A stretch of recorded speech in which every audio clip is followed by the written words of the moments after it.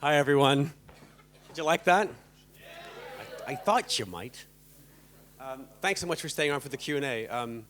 My name's Hussein Karimboy. I'm the programmer at DocFest. And I couldn't think of a more perfect film to open this festival with than that movie. Would you agree? All right, so we have a special guest on Skype with us tonight. One of the Pussy Riot member who is free, Katja, will be on Skype with us in a few moments. Let's talk about the film and take your questions. We're just getting it worked out, so just bear with us for a second. But before she comes on, I want to welcome the guys who made this movie, the nicest guys in show business, frankly. Please welcome to the stage Mike Lerner and Maxim Pozdorovkin.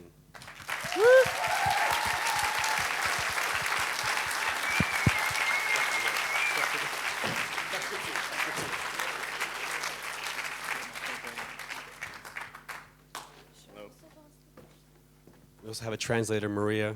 She's very good, I assure you. Hi. So, all right. I mean, where do you start? Oh, really? Yep. Okay. Let's put her on the screen if we can, everybody. Hey!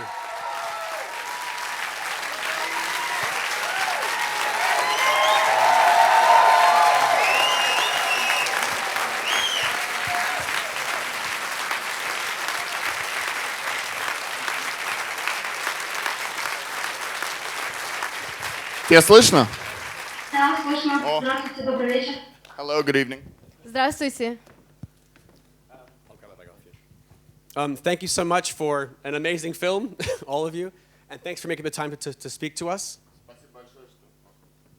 Спасибо большое за этот замечательный фильм и за время, которое... Спасибо за то, что вы в скайпе с нами сейчас разговариваете. Спасибо вам. We just want to start with a couple of questions. I'll just start with one and throw to the audience. But how is Pussy Riot seen in Russia? Как все видят Pussy Riot в России? Как все остальные смотрят на это? Ну, Pussy Riot смотрится всеми по-разному, но в основном воспринимается как такое новое явление в оппозиции, политическая оппозиция, но в художественной форме. Pussy Riot is seen differently by different people in Russia, but mainly is seen as an opposing party against the political situation right now, but in a more artistic and creative form. Because to me, you didn't really commit much of a crime. I think the crime was, what they're afraid of is feminism, I think, in Russia. Потому что здесь человек, который программировал фильм, говорит, что ему не кажется, что вы совершили какое-то преступление, но больше всего казалось, что преступление на самом деле феминизм, который как бы действительно пугал людей. Да, действительно, у нас феминизм нашими государственными властями воспринимается как экстремизм, как некое преступление. Yes, the government sees feminism as an extremist, as an extreme position, as an they're not very used to that kind of orientation. Well, you have a lot of support for the movement and for the band and for all of you in Britain, so hang in there. И говорят, но в Англии у вас очень много поддержки, так что держитесь. Спасибо. Спасибо за поддержку. Did you? Oh yeah, thank you for support. Okay, I'm going to throw to the audience now for if you have questions. There's one right there. You pass my mic. Thank you. I'd like to know, when are you going into politics? А когда ты собираешься в политику уходить? В официальную политику не собираюсь вообще, я не политик, я художник, как, собственно, участница группы. Остальные мы художники, музыканты. Мы, наоборот, можно сказать, критикуем, вот, по крайней мере, нашу современную политику в нашей России. Вот, мы предлагаем другие формы политики, альтернативные. Вот, поэтому не собираюсь идти во власть, в обычную государственную власть, бороться за кресло в Госдуме, мы этого не хотим. We're not politicians, we're more artists, musicians. If anything, we're fighting against the current political form that exists in Russia right now. We don't intend to fight for the political chair or for the political position that is now right there. We love you. Любят вас. Other questions? Right behind you. Are you allowed to have any contact with your two friends who are still in prison, or is that just not made possible for you? Можешь ли ты иметь какой-нибудь контакт с Надей и с Машей? К сожалению, нет. Мне приходится анонимно переписываться с ними через других людей. Unfortunately, no. I have to anonymously contact them through other people. Can you ask how often she gets to talk to them? And how А are как they? часто ты можешь с ними общаться? Ну, не общаться, а контактировать их? Ну, к сожалению, вот у Нади, например, у Нади, у нее сейчас полная информационная изоляция, к сожалению, письма вообще не доходят в последнее время, последние 2 недели. Вот, поэтому последний раз я с ней переписывалась 2 недели назад. У Маши ситуация лучшая, потому что к ней могут ходить люди с правозащитными документами, могут ей передавать информацию. То есть там, наверное, раз в неделю точно информация поступает. So the first one is with Nadia. It's been she's kind of suffering from an information blockade. So it's been about 2 weeks since I've had any contact with her. With Masha, the situation is a little bit better because they're sort of lawyers going in and out to see her. So with her, it's possible to have contact every week or so. Next question. Those Orthodox jihadists, as they were called, who look like hell's angels, is there any genuine threat from them for your life, etc., Katya? Это вопрос про этих ортодоксальных этих рогоносцев. Вот, думаешь ли, что это действительно серьезная опасность? Ну, представляют ли они какую-то серьезную опасность вам или нет? Нет, конечно, они не представляют никакой серьезной опасности, но другой вопрос, что они являются таким нехорошим сигналом, нехорошим признаком современных явлений в нашей стране. Вот, когда государственные власти пытаются нанимать вот этих людей, потому что им откровенно платят за то, что они изображают из себя таких агрессивных православных верующих. Вот, это признак вот такого явления, как разжигание ненависти между разными людьми. Вот это очень неприятно. А так сами по себе они не опасны. They're not dangerous, but they pose an unpleasant sign of the political situation nowadays, as they get paid a lot of money to show their aggressive stand on the issue. But they're not aggressive themselves. They're not dangerous. They're not dangerous. We got time for 2 or 3 more questions. There's someone behind you right there. Hi there. A lot of your opponents seem to be older and your supporters are younger. Do you think that change will only come with time and the change of generation? Такое впечатление, что люди, которые поддерживают вас, моложе, а люди, в основном, которые против вас, по большому счету, старше. Думаешь ли ты, что действительно настоящие перемены придут только тогда, ну, когда перемены поколения будут? Сложно сказать. Я думаю, что да, конечно, перемена поколений поможет, но сейчас, к сожалению, происходит какая-то странная политика в образовательной сфере, политика в культурной сфере, где пропагандируются крайне консервативные ценности, некие традиционные ценности, в том числе среди молодежи, высокий уровень гомофобии, например, среди молодых людей.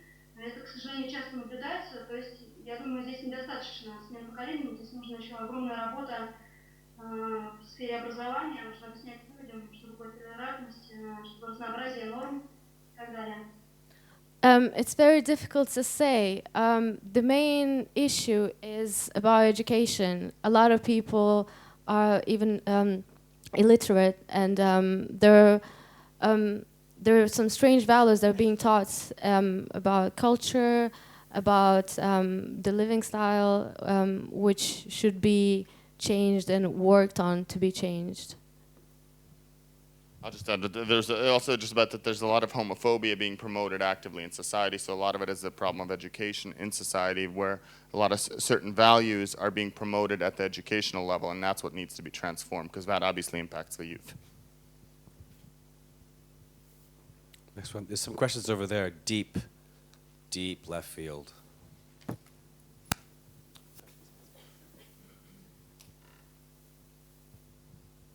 What can people in different countries who support you do to help from here?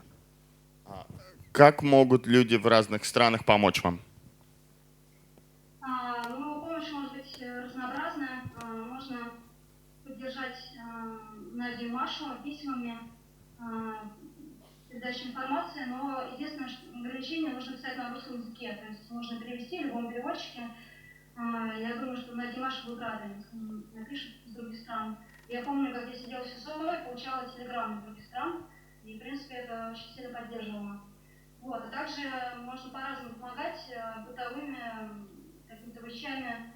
Можно посмотреть эту информацию на сайте группы поддержки Pussy Riot. Там написано, как можно помочь девушкам на Димаше в колониях, едой и так далее. Вот. Ну, в принципе, любые акции поддержки, любые творческие жесты тоже приветствуются. Это уже на ваше осмотрение. Вот. Мы благодарны любой помощи. You can help in different ways, of course. For example, you can send letters or messages to Nadia and Masha, while they're in jail. Of course, there is language, but they can be translated. Also, you can check their website, fan website, and there's always freepussyride.org. And there, of course, it's written there how you can help food-wise or any other methods. And honestly, any kind of support, artistic, is always welcomed. I wanted to ask the two of you. There's lots of films being made about Pussy Riot that I've seen, that I've heard about, and you guys got the story. You guys got the best scoop. How did you do it? How? Well, we just, I think, fell in love with them and wanted to do the best for them. And if we've managed to convey the profundity and enormity of their story, then we're very privileged to have done that. And I think, just like with any other movie, you go there and you start making friends with people and you start talking to people and you start thinking about the story and the best way to express that. And we're tremendously lucky in terms of to be able to obtain the trial footage and to be able to make the film around this. And, we wanted to make a film that was as immersive as possible at this time, about these 6 months in Russian history, essentially, and to try to just be there on the ground. And so that was... How did obviously you've heard of Pussy Riot before you went in. How much of your ideas of what they are and what they stand for and who they are, how much did that evolve and change while you were making the film? Well, I think the more you learn about these 3 women and everyone else involved in this movement, the more you respect and are in awe of the enormity of their struggle. 3 young women against the enormity of the Russian state is literally a David and Goliath situation. And yeah, I mean, their wit and charm and moral authority is a constant inspiration. So, it's not. As I say, it's a privilege to have been able to bring this story to the world. Do you want to add to that? Okay, one more question. 2 more questions. Max. She was first. She was very good.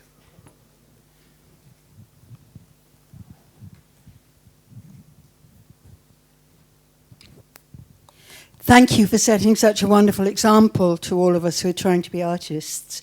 And I wonder what Pussy Riot is able to do now in the way of making more art and more protest in your country. Во-первых, спасибо большое, что вы показали нам путь и показали людям, творческим людям пример, как можно действовать впереди. И вопрос такой, что могут люди делать в будущем, и какое будущее Pussy Riot? Что могут делать именно люди из Pussy Riot, участницы Pussy Riot? Да, в основном вопрос, что вы собираетесь делать? Это интересный вопрос, он до сих пор для нас остается вопросом, потому что непредсказуемая ситуация, у нас очень много событий происходит, и, в принципе, нету такого четкого ответа. До сих пор не нашли его, потому что ситуация в России непредсказуемая, политическая ситуация. Вот, поэтому сейчас сложно сказать, что будет, тем более, что мы не знаем, что еще будет принято, какие законы. Например, вот во время уголовного процесса приняли закон, который запрещает носить балаклавы на митингах в общественных местах. Вот. То есть для нас уже очень действительно ограничение, для людей, которые нас поддерживают. Поэтому я не знаю, что еще будет принято в ближайшее время, какие законы. Например, вот недавно опять принял закон, о нем говорили, к сожалению, был принят закон об оскорблении чувств верующих. То есть это тоже очень сильное ограничение, потому что после нашего выступления в храме пошла целая волна арт-работ, которые критикуют русскую православную церковь. И сейчас все они находятся под ударом. Поэтому сейчас все непредсказуемо, поэтому просто наблюдаем, конечно, думаем об этом. They're not sure yet because the situation in Russia is it's quite chaotic and unexpected. A lot of new laws are being taken and measures. For example, a lot of art that criticizes the church and the religion is suffering right now. People can't wear.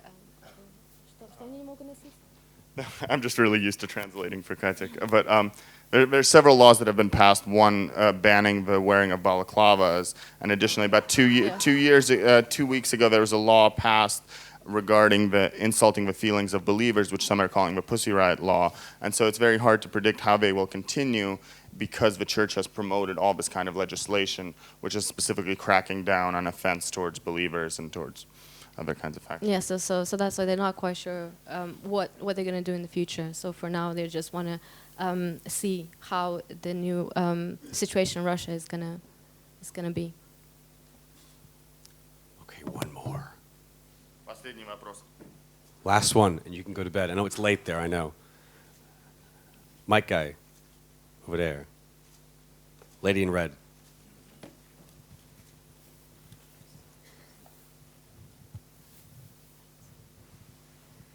I was just wondering what the conditions in prison were like and how they treated you when you were inside there.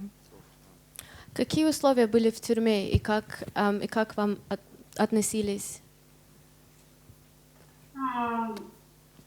В московском СИЗО это специальная тюрьма для тех, кто находится под следствием.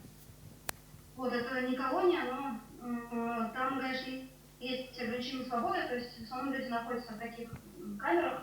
Мы находились в спецкамерах, это маленькие помещения, где находилось максимум 4 человека.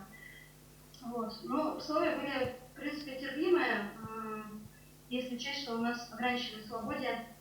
Вот, была информационная изоляция, свобода передвижения, естественно, не было. То есть нас все время сопровождали работники СИЗО, если мы выходили из камеры. Раз в день была прогулка. В принципе, все было более-менее терпимо. Я знаю, что условия в колонии намного сложнее, поэтому намного хуже. Поэтому все-таки все по-разному. Вот. И как все сказалось, не знаю, просто я боролась, мы все трое ждали борьбы, и, собственно, вот, к сожалению, такой результат. Вот. Но условия более-менее нормальные, я не знаю, не могу сравнить с другими тюрьмами в других странах. Вот. Более-менее горячая еда была, это все было. Как относились по-разному. Были люди, работники СИЗО, которые были за нас. В том смысле, что они не хотели, чтобы нас сажали. Вот, следить за нашим процессом, выражали сочувствие. Были работники СИЗО, которые крайне негативно к нам относились, так высмеивали то, что нас хотят посадить, шутили, что не надо было выступать в храме и так далее. Вот, сокамерцы относились более-менее хорошо, терпимо. Им понравилось, что мы феминистки, потому что для основной сидели женщины, естественно, им это импонировало. The conditions were more or less normal. She can't really compare it to other prisons, but she thinks they were more or less normal. Of course, they had limited freedom. That means that everywhere they went, someone followed them, someone, an officer, or they were placed in a special cell. It was quite small, and it was 4 of them. Some people treated them better, some people treated them worse. So some people were against them being arrested, and some people were for. So some people believed in their deeds, and some people not. So the people who did, they followed their process, and they supported them. The others were kind of laughing at what they did and at their performance in the church. Otherwise, more or less, everything was fine. They had warm food. They had, of course, water. Yeah. I think she just added that in the colonies, the situation is a little bit worse than the pretrial detention where they were held for during the investigation and during the 7 months that's shown in the film. We're out of time, but if you want this film to go further and to do even more and get more profile, vote with your audience slip on the way out. Vote excellent. If it wins the audience prize, it'll be even more profile for the girls, and even more stories, and film festivals will show it. I mean, I hope that this film just keeps on going. Thank you guys so much for everything. Oh yeah, one more thing from Mike. Sorry, one thing. Well, a couple of quick things. One, this book is fresh off the press. Let's Start a Pussy Riot, published by Mute Records, and is on sale in all good bookshops. And all the money for this book goes towards Pussy Riot. And I just want to thank Nick Fraser's here, and he's a huge support for this film, and we wouldn't be here without him. And thank you so much for coming, and thank you, Katya. And thank you, Katya. Спасибо, Katya. Спасибо огромное, Катя.